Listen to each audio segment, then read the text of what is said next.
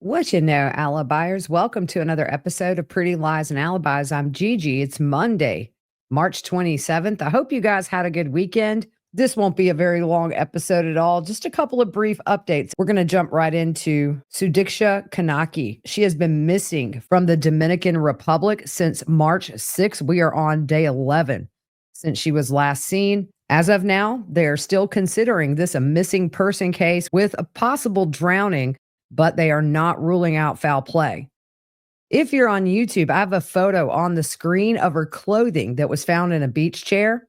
There were no signs of violence, such as torn clothing or any blood on them, but this photo was just released over the weekend, and I wanted to share that with you guys. Josh did break his silence to a local news outlet, saying that he's just trying to help them out, and the ocean is a dangerous place. Last week, we talked about the conflicting stories and also his refusal to answer 8 key questions, but it's also being reported he has provided more insight in an interview with investigators. And just yesterday, Joshua was spotted with investigators on the beach again, pointing out towards the ocean. Officers did keep tourists away from the area while they were out there with him. Local news is saying that Josh will be questioned again today. A little bit of a new update over the weekend. His passport was revoked, and they say he is not free to leave, at least until the investigation is complete and as long as authorities consider him a key element in the investigation. But his attorney has filed a writ of habeas corpus today, saying that he can't be detained any longer unless they charge him.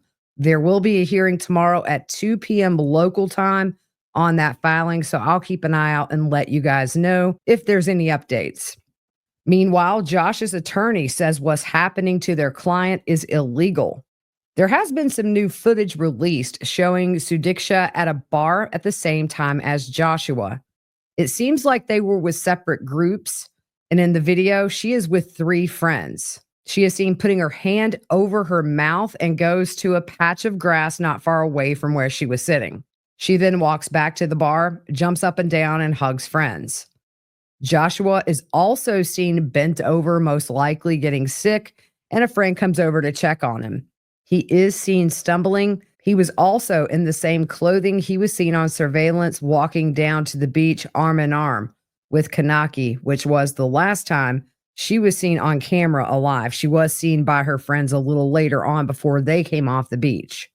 The Lyon County Sheriff's Office released some statements on behalf of friends of Joshua.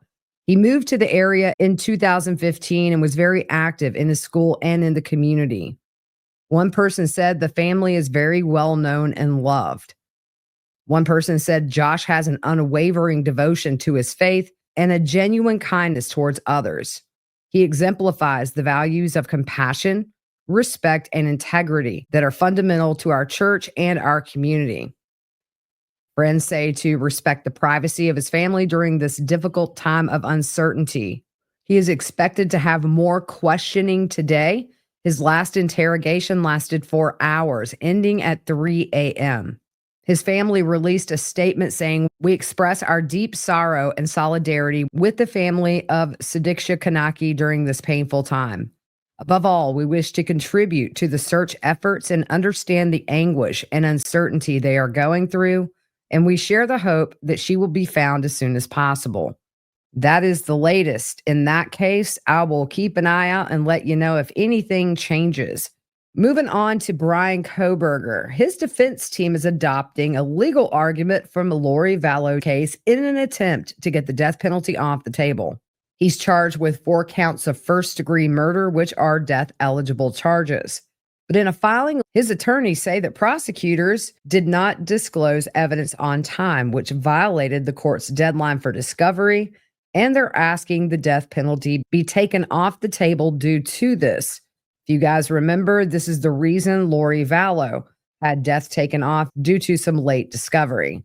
In other news, his attorneys are arguing that Bryan has autism and that exposes him to the unacceptable risk he will be wrongfully convicted and sentenced to death. The filing was 28 pages and it was unsealed just last week.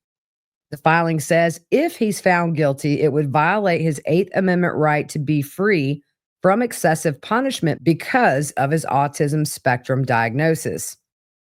His attorney wrote, Mr. Kohberger's autism spectrum disorder prevents him from being sentenced to death in a manner that accords with the constitutional requirements of proportionality and reliability. She says the autism disorder has had a significant impact on his life. And further, Kohberger exhibits all the core diagnostic features of autism, such as issues interacting with people, which she says has been an issue his whole life. This includes a diminished capacity in understanding people's reactions and difficulties identifying the emotional or mental state of others, including how to respond appropriately. In 2002, the Supreme Court ruled that executing people with intellectual disabilities violates the Eighth Amendment. Now, that ruling does not include autism, but his attorneys argued it should, and also says people with intellectual disabilities aren't able to meaningfully assist with their defense, and his demeanor may give the impression that he lacks remorse. And also, people with autism, according to his attorney, are usually poor witnesses.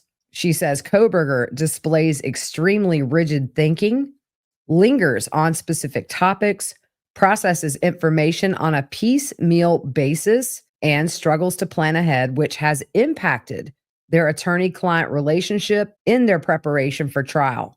She goes on to say, no matter how helpful Mr. Kohberger may wish to be, it is simply not possible for him to aid counsel in a way that someone without the deficits accompanying autism spectrum disorder would be able to. She says his speech is awkward and his tone and cadence are abnormal. His language is over-inclusive. He's disorganized, highly repetitive, and oddly formal. He's easily distracted by sounds or activities, frequently needs questions to be repeated, and he is abruptly matter-of-fact, which can be considered rude. He has shown compulsive behavior such as hand-washing and cleaning behaviors that actually presented in childhood.